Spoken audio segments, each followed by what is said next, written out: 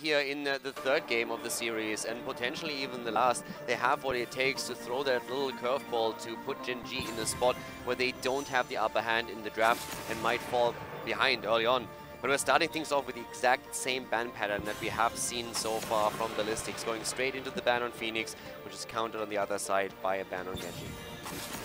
And I mean, I don't know if you can keep doing this with Ballistix. I feel like you have to change something, you know. We talk about it again, you're at tournament point. I feel like you either need to, I mean, do they really just stick to their guns and play the same style? I am kind of looking at that Stukov. We did talk about how Magai was playing it before, and he didn't look, you know, they looked comfortable on it. And they, you know, maybe that's the answer, you know, these big Stukov combos. Maybe that's something you can pull out that will be a little bit different for Gen.G and something they aren't quite as familiar with. Whenever their backs were against the wall against Blossom, they went to their core. We got SC on something like a Vala, right? They were willing to go to what these guys were known for, and that's something I feel like they need to dig deep into again. But that Deckard is not going in that direction. A snap response from Gen.G, a Diablo Rainer. A lot of threat when it comes to the Shrine from both of those characters. I mean, it is the top three again in the drafts here. The three heroes picked here right at the beginning, and this combo is already extremely dangerous. Having Diablo available to you on Infernal Shrines of all map, that is just terrifying. I think that's the biggest point when I see that 1-2 from Gen.G. It's very different than some of the other Battlegrounds where it's still objectively powerful picks, but both of these accent the Battleground really, really well. And so it's going to be tough. As Ballistix moves down the draft, we get ourselves a Blaze, at least going to find a way to be able to bunker down and help out Deckard with that survivability, along with that a new Barak pick.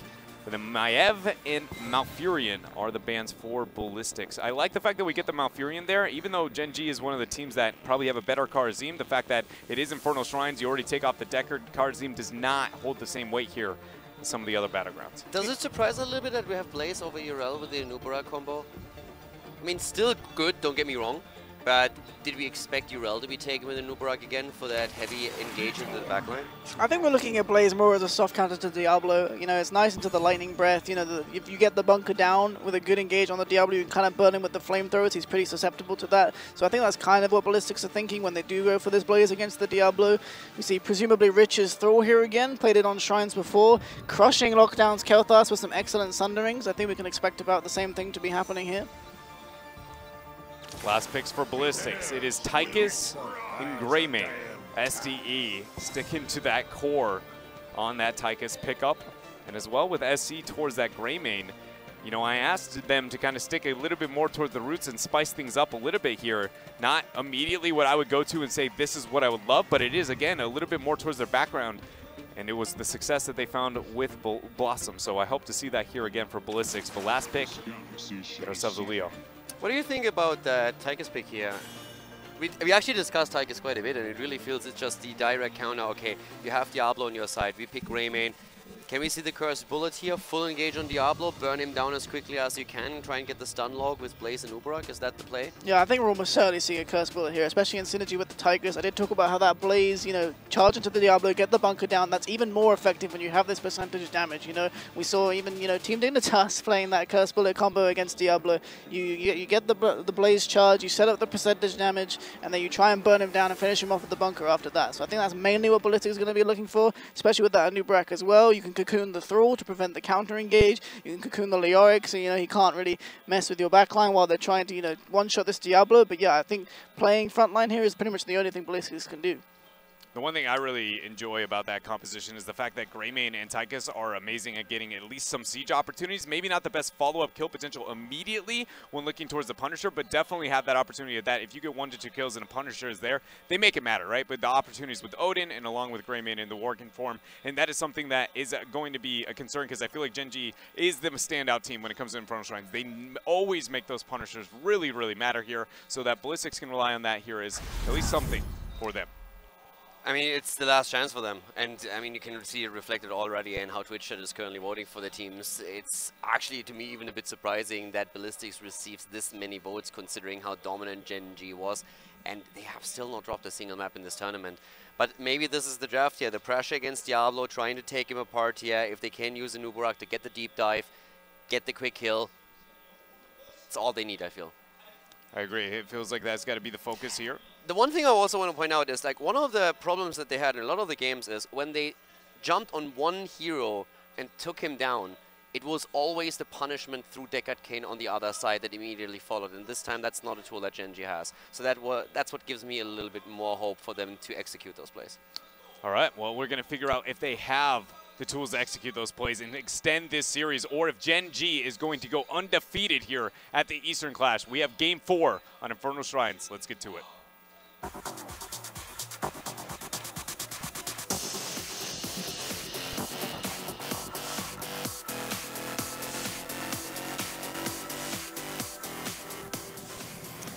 The game is on, and it might be the last one. Gen.G with a 3-0 in this series starts the left side of Infernal Shrines with Sake on Karazim, Reset on Reyna, Rich on Thrall, Kyoja on Leoric, and Tist on Diablo. The battle begins in 10 seconds. The team needing a miracle here. It is Ballistix with Magi on that Deckard Cain, SDE on his Tychus, Jung-Ha playing Blaze, Hooligan, Rack, and SC on Greymane. Gen.G wants the perfect tournament. Dignitas has already made it happen at the Western Clash, and we have seen the performance from Fnatic last year in Kiev as well at the Western Clash. Now Gen.G, they are aiming to win the Eastern Clash without dropping a single map, and this is where they can make it happen. Yeah, able to set that kind of landscape to make sure that BlizzCon, the Western scene, is absolutely afraid of them, as Dignitas again did end up sending out to the Eastern scene here. Rotations, though, going to be a 3-2 split for Ballistix. I like the fact that we see that with the Tychus rotation now, not only because it posts 4, pretty good kill potential to any lane, even the off lane, but just finding ways to gain structural advantages and kind of poke and prod to Gen.G structures, so maybe those Punishers can get a little bit more value. Tychus is one of the heroes that we have to definitely keep our eye on. Every time we talk about this map, it's more so Alexstrasza that these days is taking the spotlight with her Dragon Queen form. But of course, Odin was for the longest time a tool that so many teams used here to make sure that they can secure a Punisher, an objective, especially after that magic number of 20 minions. And this is something we're going to see from Ballistix as well. But one of the main reasons why we have Tychus taken in this particular game now is Diablo on the other side, trying to burn down the front line of Gen.G with the help of Greymane, get a quick kill and carry that into the heart of the opponent's team. Ballistix ended up picking up the quicker impalers here, but is not going to find a way to escort it in like we traditionally see out of them. One of the better teams at ensuring that each camp ends up gaining something here. They're not going to siege with it. They need to make something else happen, and it seems like the decision is going to focus on to those bottom impalers. We'll see if they can escort those in a little bit here, but I can't help but feel like Gen.G understands that this is, in fact, the decision already made, and why you see that 3-man siege here throughout mid. Yeah, and this 3-man is pushing in aggressively, but down to the bot lane, as you said. The camp is taken, and that gives Ballistic a bit more control over this. The top lane with Blaze and Leoric currently holding strong here. It's all about objective number 1. Important enough is that we have on the side of Thrall again the quest taken, so he is going into the Frost Wolves once more. This is something that Rich was not able to complete in the previous game they played on Infernal Shrines. Great walk. Nice move back here by Kyoja. But it's also about the Echo of Elements again, which you want to complete before the first objective spawns so that you can prioritize the heroes heavily. That was a nice play though.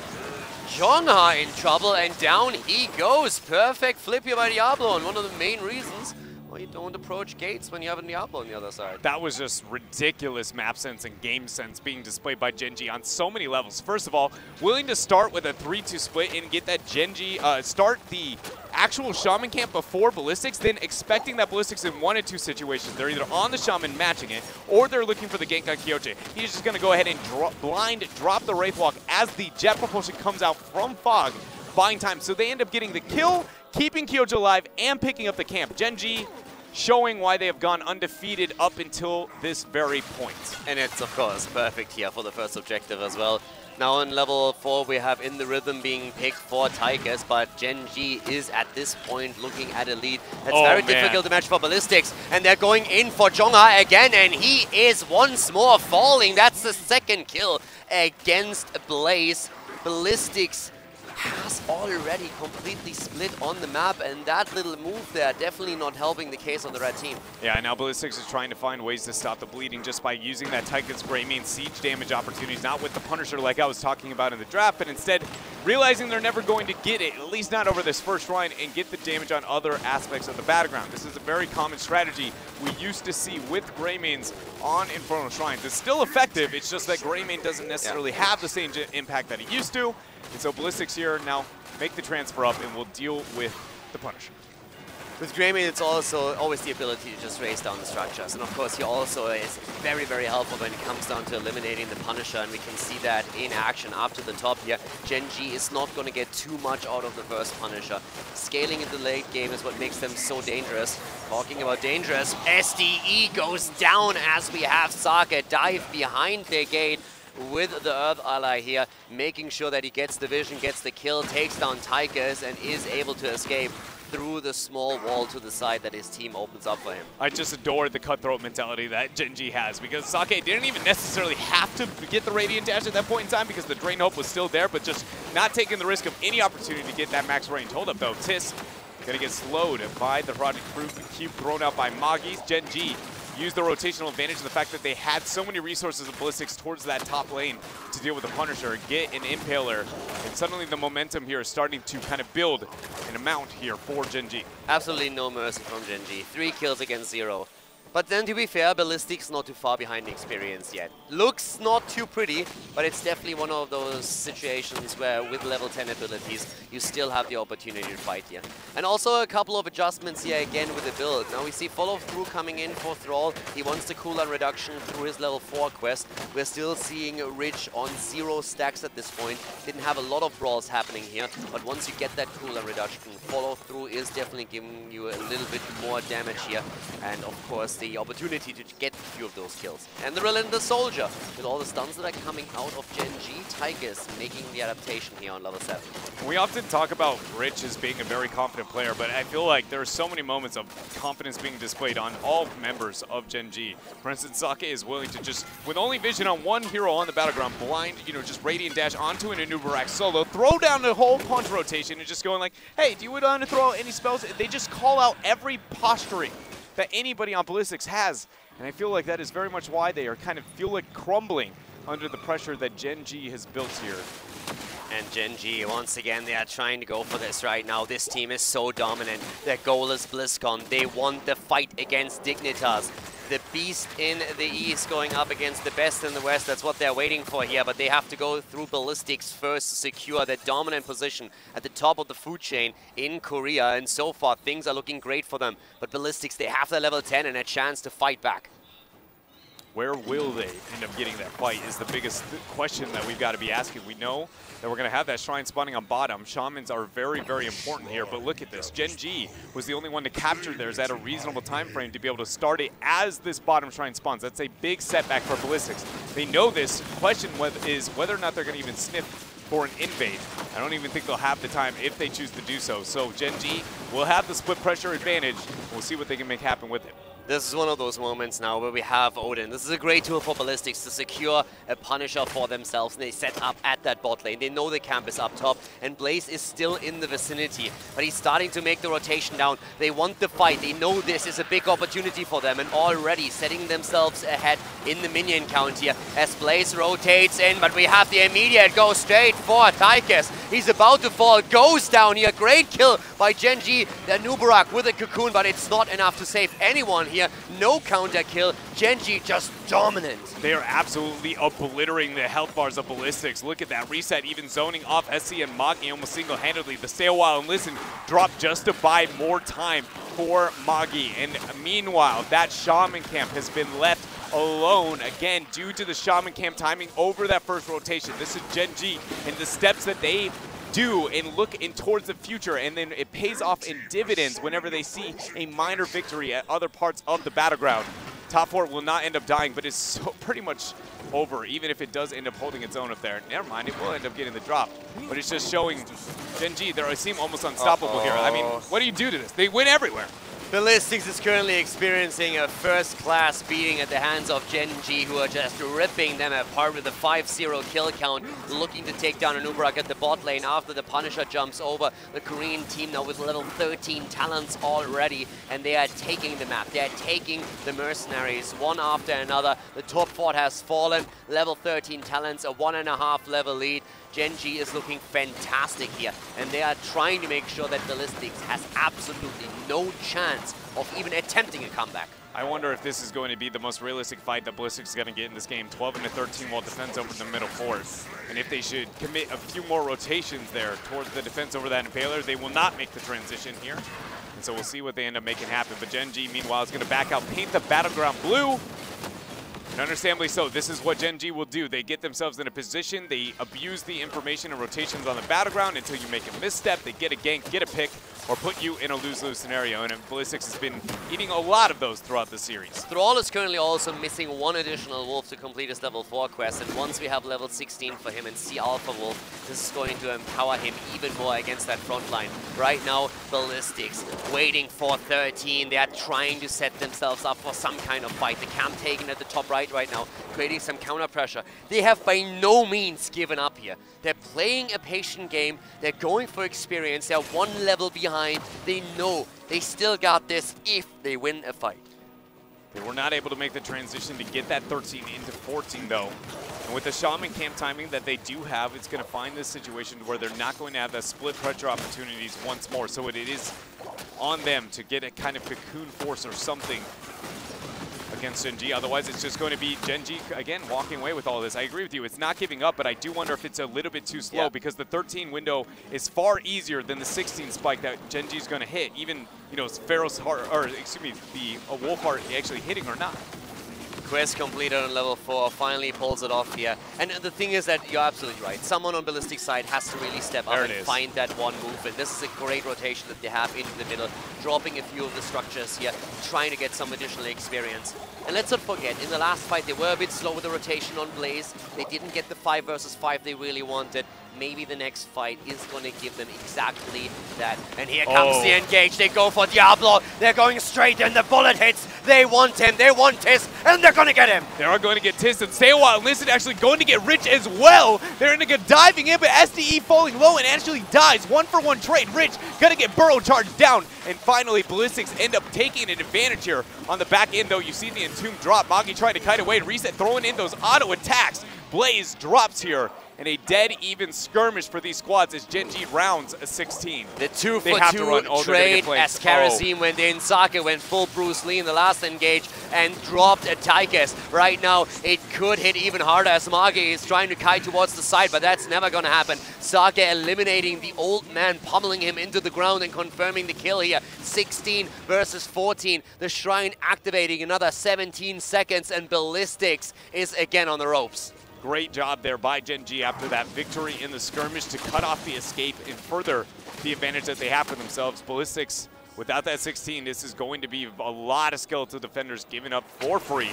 Likely going to be, I mean, minimum of the fort, as there's already so much damage done towards that point.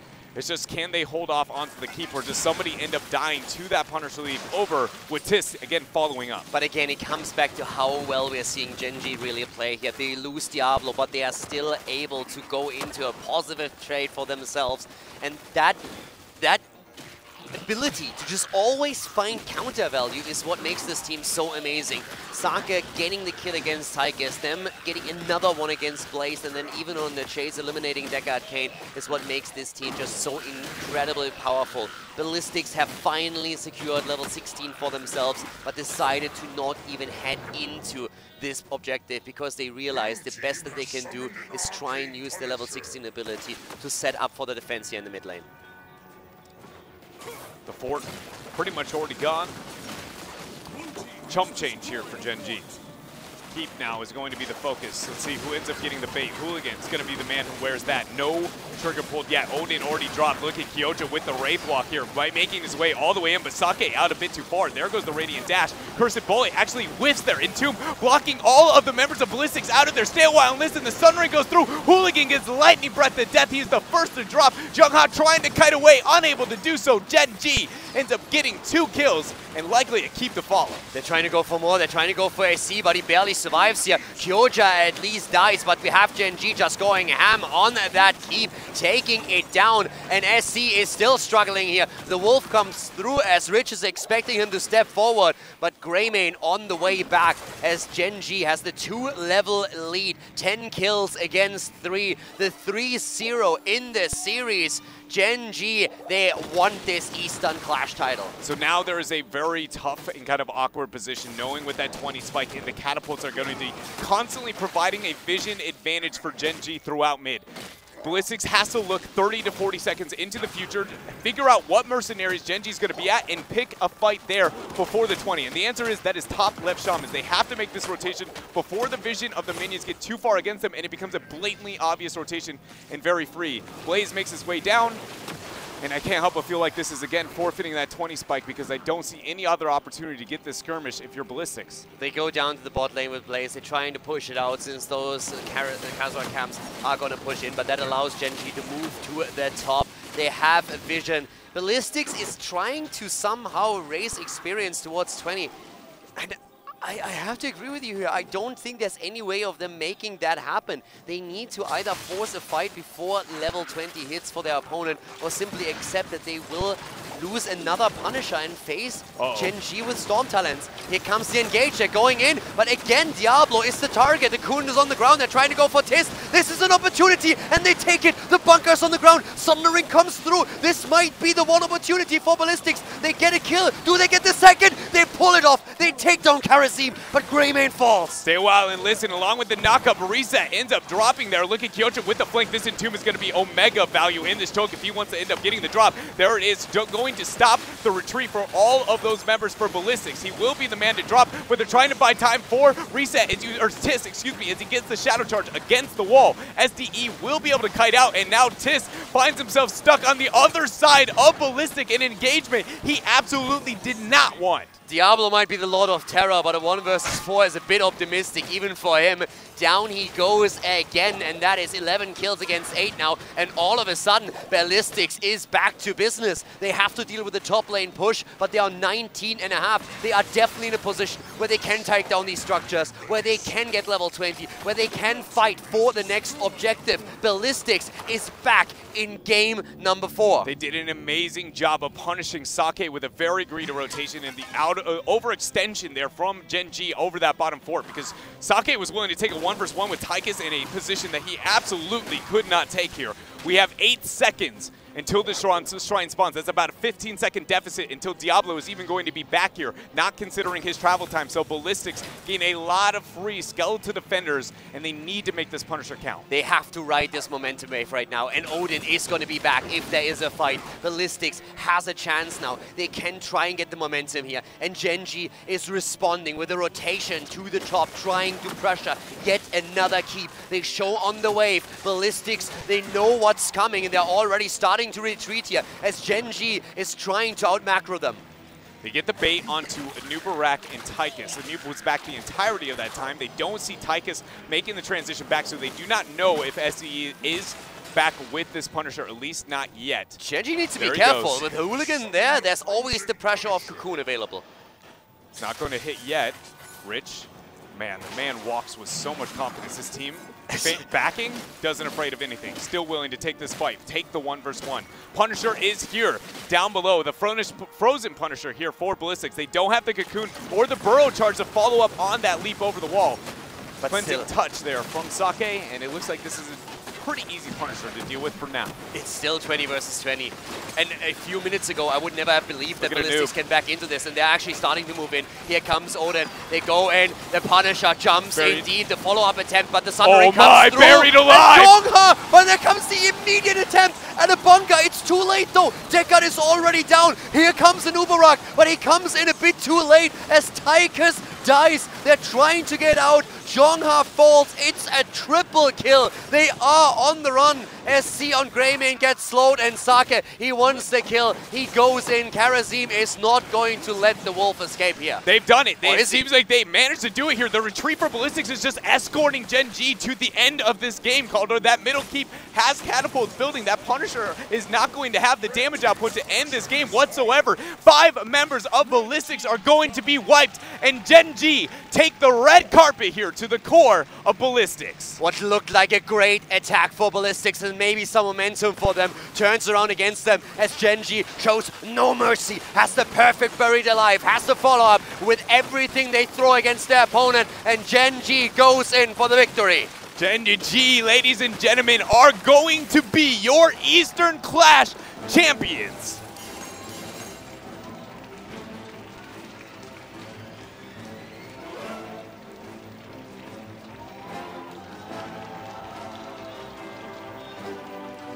Just another day in the office, it seems like, here for these boys. An unbelievable performance. They don't drop a single map in the tournament. They do what Fnatic and Dignitas did before them. The undefeated ones here at the Eastern Clash. Ladies and gentlemen, they held it high, the trophy.